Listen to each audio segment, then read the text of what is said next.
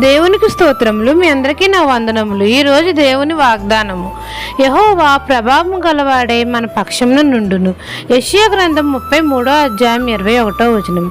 సైన్యములకు అధిపతి అయిన మన తండ్రి అయిన యెహోవా మహాప్రభావం గలవాడే మన పక్షమున ఉంటానని మనతో సెలవిస్తున్నాడు. మనం అందరము నీతిని ప్రేమించి కీడుని ద్వేషించాలి, సమాధానమును వెతికి వెంటాడాలి. సమాధానము అనగా దేవుని నీతి. నీతి సమాధానమును కలుగజేస్తుంది.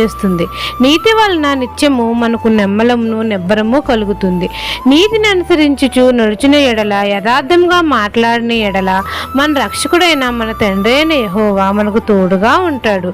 మనలను ఉన్నత స్థలముల మీద ఎక్కిస్తాడు. ఉన్నత స్థలముల యందు మనలను నివసింపజేస్తాడు. యెహోవా ప్రభావము గలవాడే మన పక్షమున ఉంటాడు.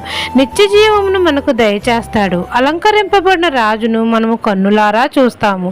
సియోను పట్టణంలో మనం అందరము నిమ్మలము కలిగి జీవిస్తాము. యెహోవా మనకు న్యాయాధిపతిగా ఉంటాడు. ఆయన మనకు రాజు. ఆయనే మనలను రక్షిస్తాడు. ఈ దిన వాగ్దానం నా జీవితంలో నెరవేరాలని కోరుకుంటూ దేవుని సువార్త పరిచర్యలో మీ సహోదరి. ఆమెన్.